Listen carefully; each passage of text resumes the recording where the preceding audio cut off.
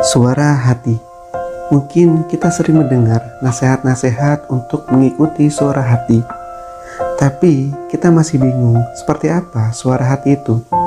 Seperti apa ciri-ciri yang menunjukkan bahwa suara yang muncul itu adalah suara hati. Suara hati adalah suara yang pertama kali muncul dari hati pada saat kita sedang menentukan atau memutuskan suatu pilihan, serta suara yang muncul pada saat kita sedang melakukan tindakan yang buruk. Pernah nggak mendengar suara pada saat kita sedang berlaku tidak baik? Misalnya berbohong untuk menutupi kebenaran, atau saat sedang emosi dan ingin marah. Maka suara hati akan berkata, jangan berbohong, katakan saja yang sebenarnya. Atau jangan marah, sabar, bersabarlah. Pernah nggak mendengar suara yang seperti itu? Suara yang tiba-tiba muncul dari hati untuk mengingatkan dan untuk meluruskan pada saat kita berbelok arah. Ini menandakan bahwa suara hati itu selalu baik. Jadi, jika kita sudah mengetahui bahwa suara hati itu selalu baik, apakah masih perlu meragukan kata hatinya? Jika ada orang yang masih bertanya-tanya atau masih ragu apakah hatinya ini baik atau tidak, berarti dia masih belum kenal dengan hatinya sendiri.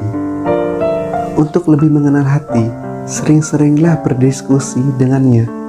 Cari suasana yang tenang, suasana yang kondusif, supaya bisa berkomunikasi dengan hatinya sendiri. Kalau suara hati itu selalu baik, lantas mengapa masih banyak orang yang tidak baik? Jawabannya adalah karena suara hati itu tidaklah sendirian. Ada lawan suara hati yang menentang dan melawan kebaikan dengan mencoba menjerumuskan kita ke jalan keburukan yang sering kita sebut dengan bisikan setan.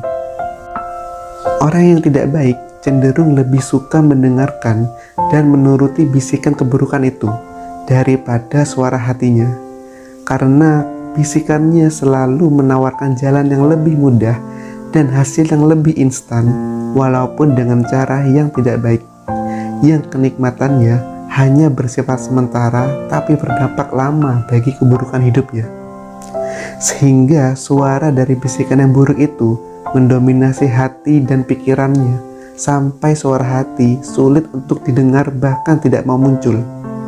Karena suara hati itu memiliki sifat baik dan berada di jalan yang baik, maka untuk mengembalikan suara hati adalah dengan cara berbuat baik.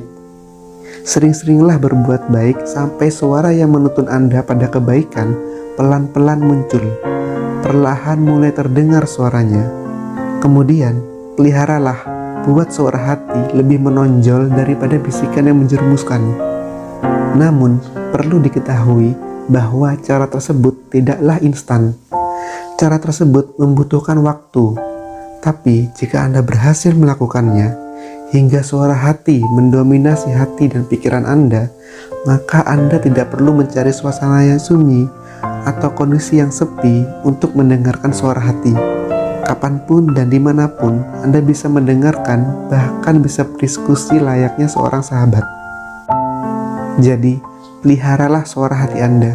Jadikanlah dia seperti seorang sahabat, sehingga jika Anda salah ambil langkah atau belok ke arah yang salah, maka suara hati yang akan meluruskan. Semoga dengan tuntunan suara hati yang baik, yang selalu mengarahkan kita ke jalan yang baik, kehidupan kita bisa lebih damai dan sejahtera.